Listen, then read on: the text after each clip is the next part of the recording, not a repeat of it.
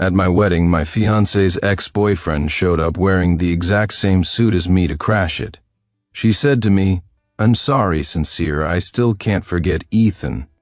Without hesitation, she abandoned me and ran off, leaving me alone on the stage to endure the mockery from all sides. Then, Ethan's fiancée, dressed in her own wedding gown, walked towards me. "If she won't marry you, I will." "Are you sure?" I looked at the woman extending her hand towards me, somewhat surprised. I'd heard she and Ethan Chandler had been in a long-term relationship, deeply in love. Why would she suddenly propose marrying me? I felt ridiculous for the question that had just slipped out, but the next second, Victoria Mason decisively took the ring box from my hand, pulled out the groom's ring, and slid it onto my finger. Then she held out her own left hand, her eyes sparkling as she looked at me. "Oh, ew, Sincere Lawrence. I graduated from a top university. I'm educated." Our family companies already cooperate to varying degrees. While I didn't take over the family business, I've made a name for myself in modeling these past few years. And I have a career, I'm capable, and I'm better looking than your ex-fiancée, Felicia Fletcher. And marrying me is no loss to you. With her laying it all out like that, hesitating would make me less of a man.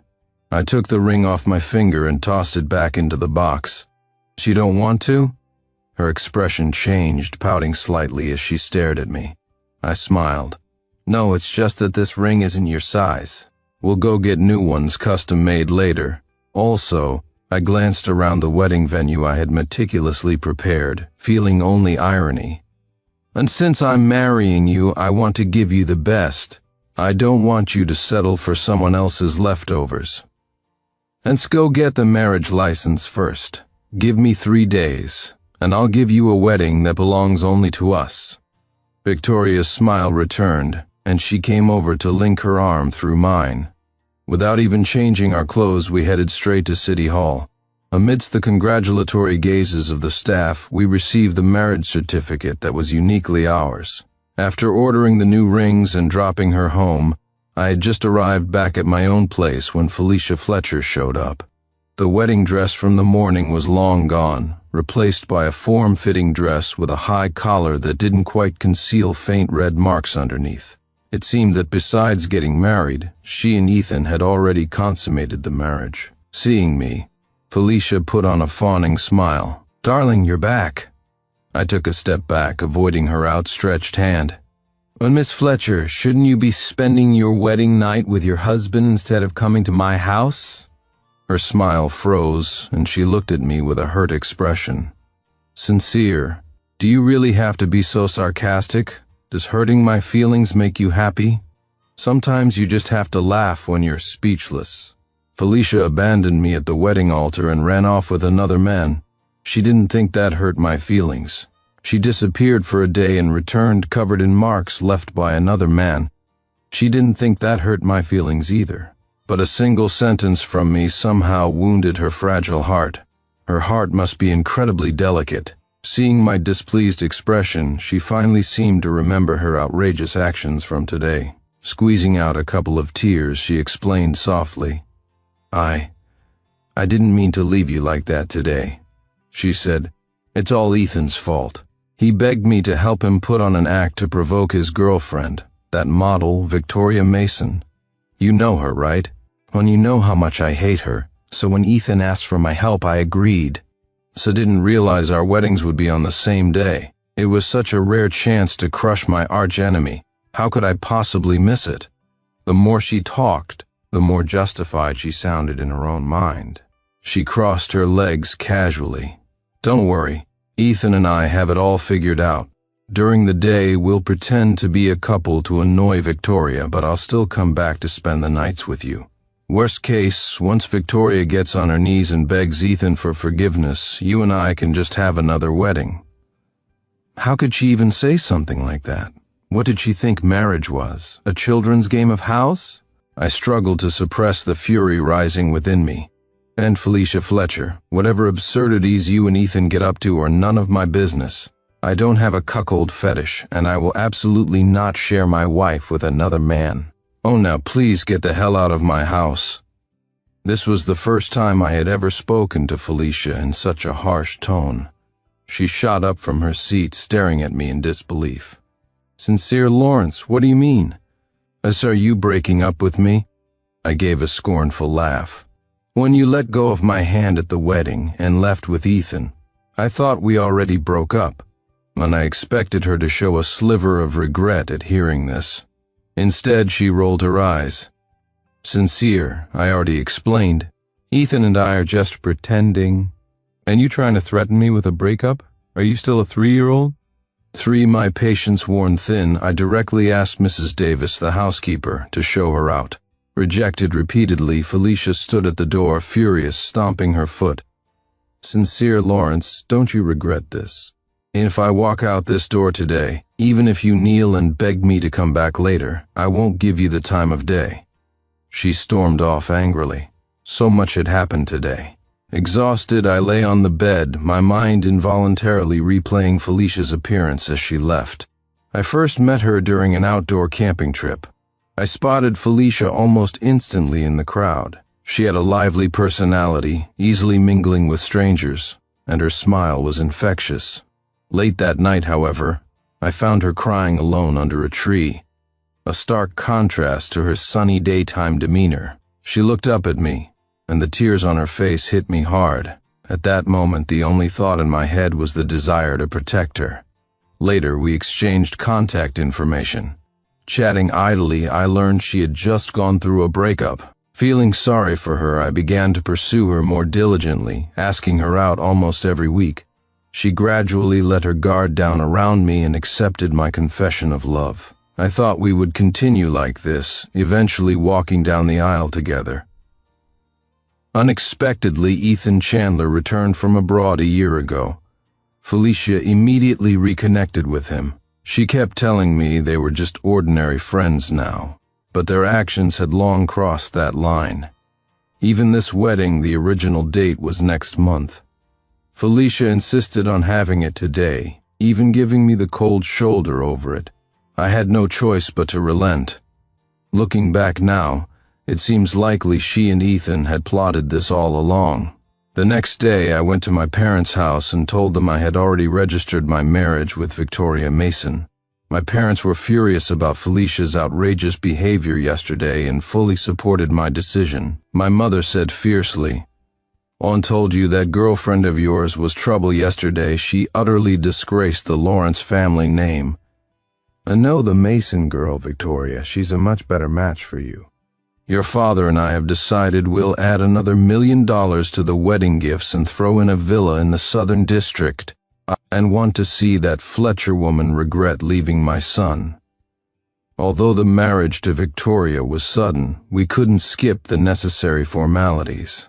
Carrying the new wedding gifts my parents had prepared, I headed towards Victoria's family home for the traditional visit. Just as I left the villa complex, a flashy red sports car forced me to stop. Felicia leaned out from the driver's seat. Her eyes caught sight of the passenger seat and back row of my car, piled high with gift boxes and the property deed resting on top. A flicker of triumph crossed her face. "You heading to my house? Sincere, you don't really think that after saying such awful things to me yesterday, you can just bribe my parents with this stuff today to speak well of you, do you?" Ethan sat beside Felicia, sneering. "See, Felicia, didn't I tell you? These rich kids think money can buy anything." He tilted his head arrogantly. "Then Sincere, let me tell you, if you want to win a girl back, sincerity is what matters most." "Tanto, Ethan, you understand me best," Felicia replied, a coy smile gracing her lips. The two of them played off each other, claiming to despise money, yet the greed in their eyes was practically spilling over. I turned the steering wheel to back up. "No need. My sincerity isn't for those who don't know how to cherish it." Felicia's expression suddenly turned ugly. She got out of the car, walked over, yanked open my car door, and swept everything from the seats onto the ground. "And Sincere, I told you. I won't forgive you easily this time. Don't think you can buy people off with this junk." The property deed from the passenger seat and gift boxes scattered across the pavement. These were gifts my parents had personally chosen for Victoria's family.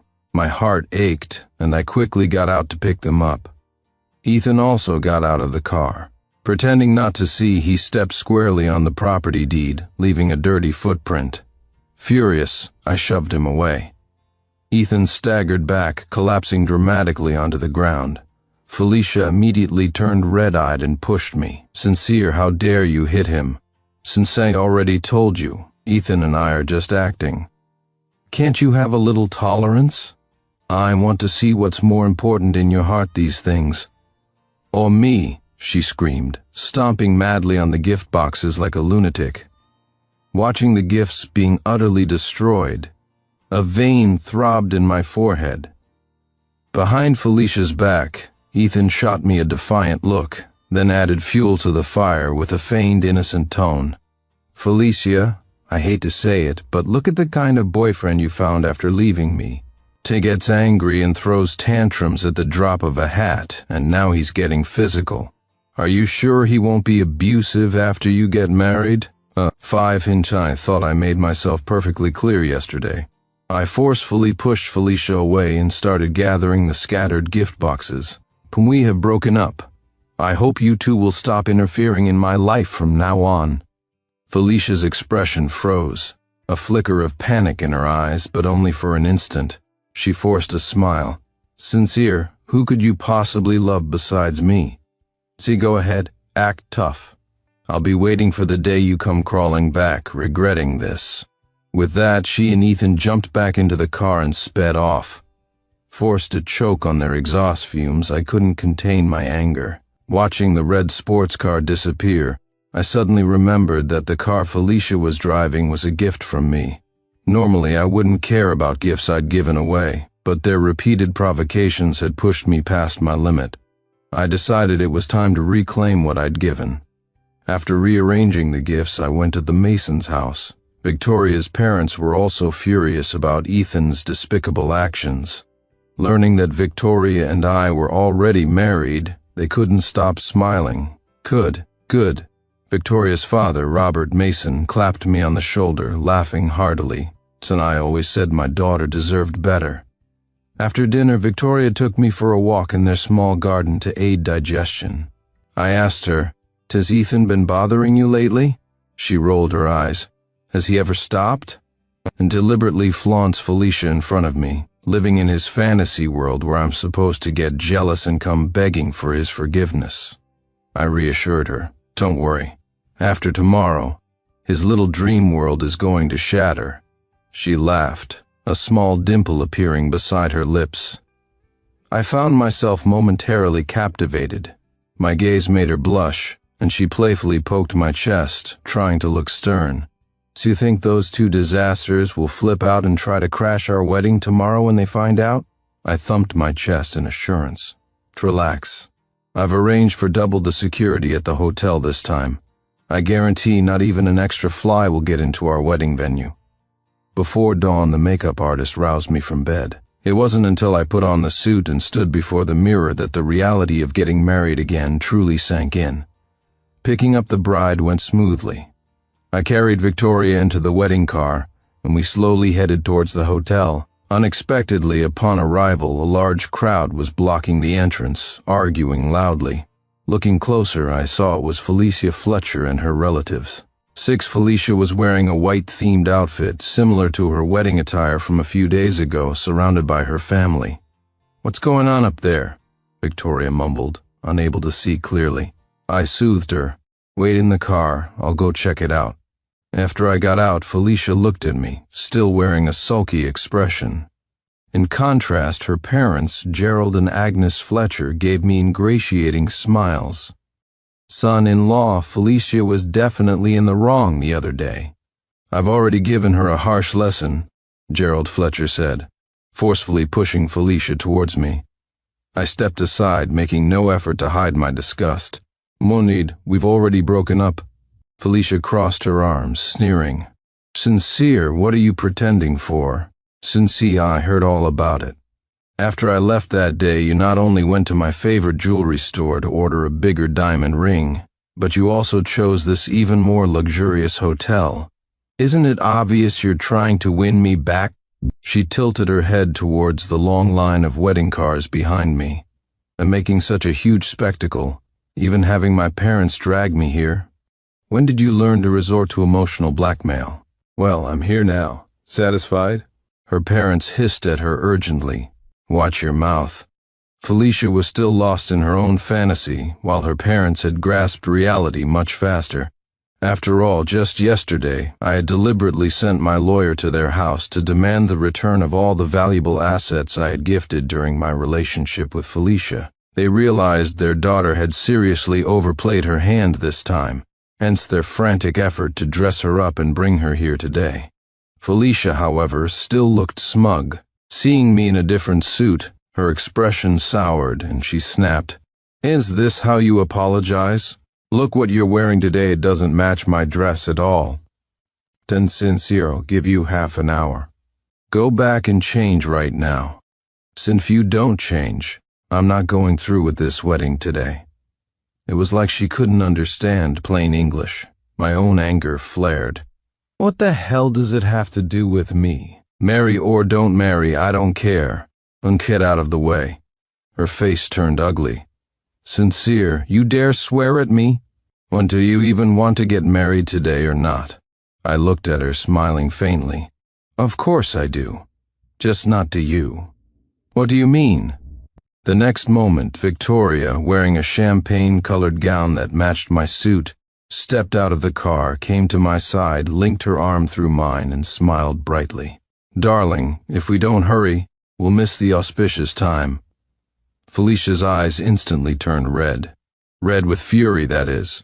She seemed unable to believe what she was seeing, pointing a trembling finger at my nose and screaming, "Unsincere Lawrence, what the hell is this? I know I hate that fake woman Victoria Mason the most. Are you deliberately using her to provoke me?" Fine, I admit it. She gave in, grabbing my other arm desperately. You really got to me this time. You win, okay? I agree to forgive you, get back together, and marry you. Now hurry up and get rid of this bitch. I shook off her hand and signaled the hotel manager. Ted security over here quickly. Felicia looked at Victoria with triumphant malice. Victoria, you really are shameless, aren't you? First, you tried to steal Ethan from me, now you're trying to steal Sincere. Do you just have to butt into everything I like? Ha ha ha ha. Let me tell you, you're doomed to fail this time. Sincere only has eyes for me. And if I were you, I'd leave right now. Otherwise, it'll be really humiliating when security throws you out. The next second, I pointed at Felicia and told the arriving security guards, "And get this crazy woman and all these irrelevant people out of here. Don't let them ruin my wedding day." Felicia froze. "Throw me out?" As the guards grabbed her, she kicked wildly. "Sincere, you're telling them to throw me out? What do you mean? You're not actually going to marry Victoria, are you? Oh, you're crazy, she's Ethan's girlfriend." So, she did know Ethan had a girlfriend. I ignored her, picked Victoria up in my arms, and started walking towards the hotel entrance. Behind me, Felicia panicked, struggling and screaming like a madwoman. "Let me go. I'm the bride today. If you don't let me go, I'll have my husband fire all of you." "Then husband, don't go. I'm your wife." "All these years we've been together, are you just throwing me away?" In my arms, Victoria rolled her eyes repeatedly, finally unable to stand it anymore. She tapped my arm, signaling me to put her down. She stomped over to Felicia and delivered a sharp slap across her face. Half of Felicia's face immediately swelled up. "You dare hit me?" Before she could finish, the other side of her face received a slap too. Victoria took our marriage certificate from her bridesmaid's bag and flaunted it in Felicia's face. "Oh, bitch, who are you calling husband? Sincere Lawrence is my legal husband now. Are you addicted to being the other woman or something?" Seeing the marriage certificate, the color drained instantly from Felicia's face. "Well, no, impossible." "When did this happen?" I said. "The same day you decided to run off with Ethan. The moment you two eloped, Victoria and I went straight to get our marriage license. And because I finally realized that an indecisive woman like you simply doesn't deserve my love." Now Felicia's expression became even uglier. She finally burst into tears, desperately reaching for me. "Sincere, you love me, don't you? Why did you marry her? I know you're angry I abandoned you at the wedding, but I explained it was just an act. How could you marry her?" The audacity she had to question me was laughable. With so many people watching today, I had initially intended to spare her some dignity out of respect for our past relationship. But she just wouldn't let it go. I had my assistant bring out the evidence I had prepared and threw it harshly in Felicia's face. "No act? Does acting require going this far? But don't try to pretty up cheating." It was a stack of photos I had specifically hired someone to take secretly. Felicia and Ethan in various places embracing, kissing, and even photos of them getting intimate on a balcony on their wedding day. The photos scattered all over the ground, clear for everyone present to see. Felicia's parents, seeing their daughter's disgraceful behavior, blushed crimson with shame, wishing the ground would swallow them up. Felicia's face was deathly pale as she mumbled, "Oh no, it's not insincere. I didn't mean to. Ethan and I broke up long ago. He forced me to do all this. The one I truly love is still you." I kicked her hand away. "Tet lost. I'm not in the habit of cuckolding myself." With that, I picked Victoria up again and headed into the hotel. Unexpectedly, the next moment, another heart-wrenching shout came from behind. Ethan Chandler arrived, looking disheveled, blocking my path and trying to snatch Victoria from my arms. "Victoria, you can't marry him." "I don't agree. 9, even a worm will turn." What was wrong with today? First Felicia, now Ethan, taking turns playing the regretful lover in front of me. The fury I'd been suppressing finally erupted. I kicked Ethan away, placed Victoria safely aside, then jumped on top of him, raining punches down on him relentlessly. "Phew, son of a bitch, you getting addicted to crashing weddings, huh?" And my patience has its limits. Just as I was getting into it, Victoria suddenly shouted, "Insincere, let go!" I froze on the spot. A bitter taste filled my mouth. Because I suddenly remembered that just 3 days ago Victoria was still Ethan's girlfriend, and supposedly they had a very strong relationship. Was she regretting it now? Did seeing Ethan stir up old feelings, making her want to call off the wedding? The thought made my heart ache. Was I, Sincere Lawrence, really that terrible that women kept abandoning me one after another? The next second, Victoria pushed me aside. "Don't kill him, let me." She took off her high heels, gripping one like a weapon, and started furiously striking Ethan's face and body with the heel. "Bastard, how dare you show your face in front of me again, smack and leaving me at the altar to run off with another woman? That's a capital offense in my book. In day is my wedding day, and you dare show up to ruin it? I'll beat you so bad your own mother won't recognize you." Ethan covered his head, writhing and screaming in pain. "Victoria, I'm sorry I was wrong. Sin, I only used Felicia to make you jealous. I didn't really want to break up with you. I still love you. Tanae, I'm sorry, don't marry him, marry me. I'll promise you anything. I'll treat you right this time. Pa." Victoria smacked him across the mouth with the sole of her shoe. "You worthless bastard. You're not even worthy of a single strand of my hair. You want to marry me? Go eat shit." 10. It was the first time I'd seen Victoria this fierce. No one expected that on their wedding day, the bride and groom would be beating someone up at the hotel entrance. Everyone around was stunned. After a moment, the hotel manager finally snapped back to reality and quickly ordered the security guards to forcibly remove the disruptive individuals. Victoria put her shoes back on and looked at me somewhat awkwardly. Sorry, I got a little too worked up seeing that scumbag. Did we miss the auspicious time?" "No." She caught her breath, then extended her hand towards me, asking tentatively, "So, are we still getting married today?" I smiled, covering her slightly sweaty palm with mine, lacing our fingers together tightly. "Absolutely. Under the officiant's guidance and witnessed by both sets of parents, the wedding was finally completed successfully. As Victoria and I exchanged rings on the stage, Felicia and Ethan crouched outside the hall doors, peering desperately through the crack. They clung like leeches.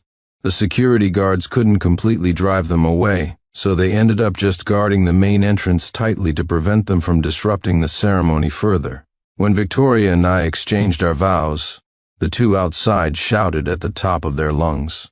"When I don't agree. For Sincere, you can't marry her. Since Victoria, you can't marry him." Fortunately, their voices were completely drowned out by the applause, cheers, and blessings from inside the hall. Even if we had heard them, what difference would it make? Victoria and I were already legally married, our bond not easily shaken by a few words from others. That night, Victoria and I lay side by side on the festive red wedding quilt, both exhausted, letting out long sighs. We chatted idly, somehow ending up talking about those two unfortunate souls, Ethan and Felicia. Curious, I asked her, "What happened at your wedding with Ethan that day? How did he suddenly end up crashing mine?" Victoria gritted her teeth. Tanat Dog replaced the wedding video with a PowerPoint presentation of his family's rules, demanded I kneel and kowtow 3 times to serve tea to his parents on stage, and even tried to force me to sign some bullshit prenup, and demanded I quit my job after marriage to serve his parents, have 4 children, 2 boys and 2 girls, and even make my parents list him as the heir to their fortune.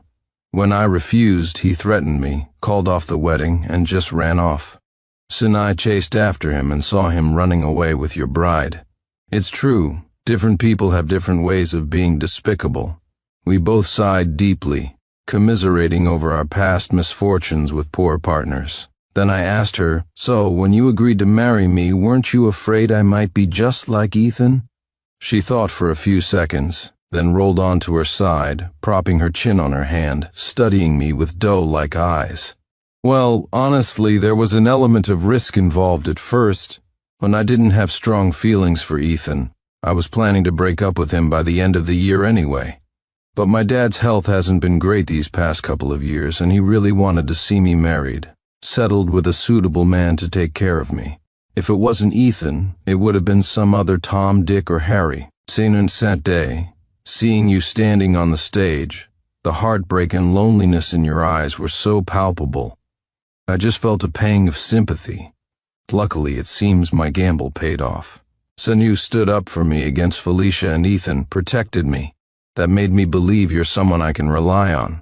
I reached out and wrapped my arm around her waist, her delicate fragrance filling my senses. Victoria looked at me with deep affection, and a strange sense of joy bloomed within me. Her cheeks flushed crimson. She gently closed her eyes, her lashes fluttering, offering a silent invitation. I leaned in and kissed her lips. Later, in the depths of the passionate night, her arms were wrapped around my neck, her body moving with mine. I gently nibbled her earlobe and whispered, "Don't worry, I'll spend the rest of my life making sure you never regret the decision you made that day." Local custom dictates a visit to the bride's family home on the 3rd day after the wedding. Loaded with gifts prepared by my parents, I drove Victoria towards the Mason's house. We had just left our neighborhood when someone blocked our path. Felicia Fletcher's figure once again came into view. She stood in front of the car, arms outstretched. My reaction had progressed from annoyance to numbness. How had I never realized before what an incredibly persistent leech Felicia was? Victoria patted my arm. "I'll wait in the car." As soon as I got out, Felicia rushed forward, trying to take my hand. I impatiently pushed her away. "Spit it out. I have things to do. No time to waste playing games with you." She put on a wounded expression. "Sincere, are you really so impatient now that you can't even spare a few words for me? Pure nonsense." I turned to leave, but she called out sharply, finally stammering out her purpose. "It's just those things you gave me before. Can you please not take them back?" I laughed. Over the past 2 days, my company's legal department had visited the Fletchers and reclaimed all the high-value assets I had gifted Felicia during our relationship. This included the large apartment her parents were living in, their car, and Felicia's flashy red sports car, altogether worth millions. Now that we were no longer involved, why should I continue gifting her such expensive things? Sincere, I truly know I was wrong.